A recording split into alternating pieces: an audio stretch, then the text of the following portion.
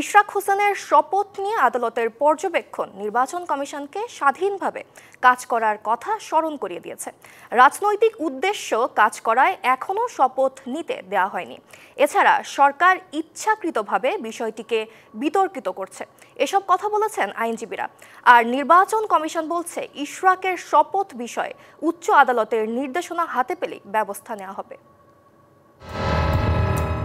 2020 সালের 1 ফেব্রুয়ারি ঢাকা দক্ষিণ সিটি কর্পোরেশনের আওয়ামী লীগের প্রার্থী শেখ ফজলে নূর তাপস মেয়র নির্বাচিত হন। নির্বাচনে অনিয়ম ও দুর্নীতির অভিযোগ তুলে ফলাফল বাতিল চেয়ে ৩রা মার্চ মামলা করেন বিজিত প্রার্থী বিএনপি নেতা ইশরাক হোসেন। গত বছরের 5 আগস্ট গণ অভ্যুত্থানে আওয়ামী লীগ সরকারের পতনের পর 19 আগস্ট দেশের সকল সিটি কর্পোরেশনের মেয়রকে অপসারণ করা হয়। এর মধ্যে চলতি বছরের 27 মার্চ ঢাকার প্রথম যুগ্ম জেলা জজ ও নির্বাচনী ট্রাইব্যুনাল ইশরাক হোসেনকে ডিএনসিসির মেয়র হিসেবে রায় দেয়। অবশ্য রায় ঘোষণার 1 মাস পর 27 এপ্রিল গেজেট প্রকাশ করে নির্বাচন কমিশন। তবে এখনো পর্যন্ত মেয়র হিসেবে ইশরাককে শপথ করানো হয়নি। ফলে ইশরাকের সমর্থকরা নামেন আন্দোলনে, পরে বিষয়টি গড়ায় আপিল বিভাগ পর্যন্ত। RICL TMX, যুগের পর যুগ স্থাপনা থাকে মজবুত। ইশরাক হোসেনের আইনজীবী ব্যারিস্টার কায়সার কামাল বলেন, রাজনৈতিক উদ্দেশ্য কাজ করেছে বলেই এখনো শপথ পড়ানো হয়নি।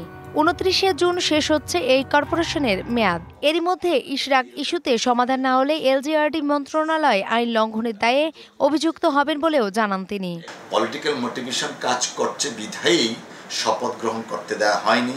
ইশরাক সাহেবের শপথ গ্রহণটাকে প্রলম্বিত করার জন্য বা বাধাগ্রস্ত করার জন্য এক্সিকিউটিভের পক্ষ থেকে কাউকে ইনস্টিগেট করা হয়েছে এবং যথারীতি মহামান্য হাইকোর্ট ডিভিশন একটা রিট পিটিশন দায়ের করে।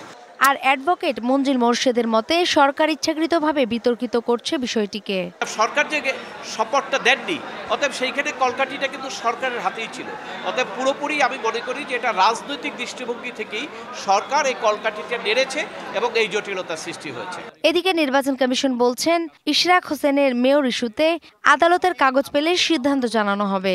আমি কোনো কাগজ না পাওয়া পর্যন্ত প্রাতিষ্ঠানিকভাবে আনুষ্ঠানিক কোনো বক্তব্য দিতে পারবো না। অবজারভেশনটা তো থাকবেই, অবজারভেশনটা তো কাগজটা পাওয়ার পরে অবজারভেশনটাও দিতে পারবো। নির্বাচন কমিশনের পরবর্তী সিদ্ধান্তের অপেক্ষায় এখন বিএনপি নেতা ইশরাক হোসেন। নূপুর মাহমুদ, ডিভিসি নিউজ, ঢাকা।